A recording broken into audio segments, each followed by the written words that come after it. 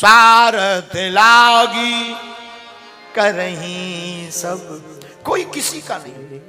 जितने भी लोग तुमसे प्रेम कर रहे हैं स्वार्थवश कर रहे हैं। स्वार्थ खत्म हो जाएगा कोई पूछेगा नहीं। हम तुमसे ही अपनी जिंदगी करने जो अनुभव बताते हैं। मुझे कौन पूछता था तेरी बंदगी से पहले, मैं खुद को ढूंढता था इस जिंदगी से पहले। कहां? भारत में एक प्रदेश मध्य प्रदेश में एक जिला छतरपुर, छतरपुर जिले में एक छोटा बिछड़ा गांव गढ़ा। कौन पूछता था आज से 10 साल पहले? कौन धीरेन्द्र को जानता था? यहां तक कि जब हमारे परिवार में शादियां होती थी तो पिताजी का नाम नहीं लिखते थे, क्योंकि हमारी हालत ठीक नहीं थी, दयनीय स्थिति, धन का अभाव। भिक्षा मांगकर हमारे परिवार का पालन पोषण होता था। हमसे छोटी बहन, बहन से छोटा भाई। हम पूरे गांव में पहले भिक्षा मांगने जाते थे 15 दिन में एक बार, तब परिवार का भरण पोषण होता था। एक पजामा रहता था, उसी को शाम को धो देते थे, तौलिया लपेट लेते थे, सुबह उसी को पहन लेते। त्योहार आते थे तो पूड़ी तक नहीं बनती, चावल के आटा की रोटी बनती। एकांत कोने में मकान, वो भी 12 बाई 16 का कच्चा खप्पर वाला।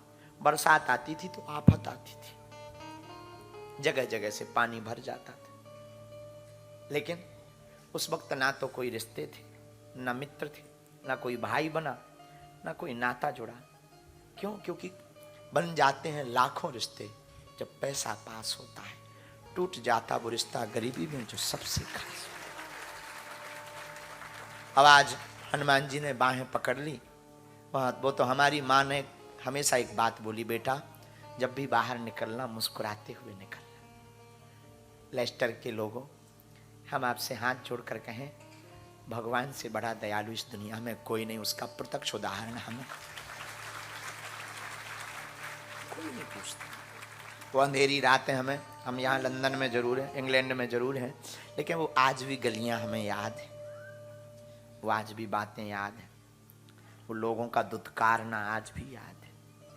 लेकिन हमने हार नहीं मानी। टीवी देखने से लोग भगा देते थे, पड़ोस में एक टीवी आई, भगा दिया, गली भाई जाओ, सिर दर्द कर रहा है। हमने ये नहीं कहा कि हम तुम्हारे घर नहीं आएंगे, प्रण लिया कि अब तभी टीवी देखेंगे जब अपने पिताजी की होगी। लेकिन कभी परमात्मा के चरण नहीं छोड़े, और गुरुदेव की कृपा हुई, दादा गुरु ने बाहें पकड़ ली, गुरु कृपा हो गई।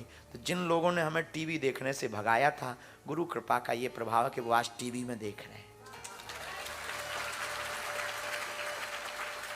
माई बाप, इसीलिए फिर हमने प्रण लिया धाम पर कि जैसे हमने भूख में जीवन जिया है, किसी को ना जीना पड़े। इसलिए आज 4 साल से भंडारा अन्नपूर्णा का चलवा। हमें अपनी बहन के लिए 10 जगह लोन लेने जाना पड़ा, किसी ने नहीं दिया, मात्र 20,000 रुपया। बहन की शादी थी, हालत बेकार थी, पिताजी हमारे कुछ करते नहीं है, आज भी नहीं, भिक्षा मांग कर जीवन था।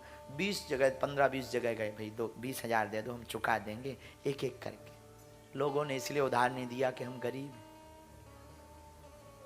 कुछ एन कैन प्रकार शादी हो गई। लेकिन उस दिन, जिस दिन बहन की शादी हो रही थी, मंडप में बहन बैठी थी और हम, एक फूटा मकान था हमारा, कोने में मकान के खड़े खड़े हमने प्रण लिया था कि कभी अगर हनुमान जी हमारी लाज रखेंगे तो जैसे हमें अपनी बहन के विवाह में रोना पड़ा, हम किसी भाई को रोने नहीं देंगे।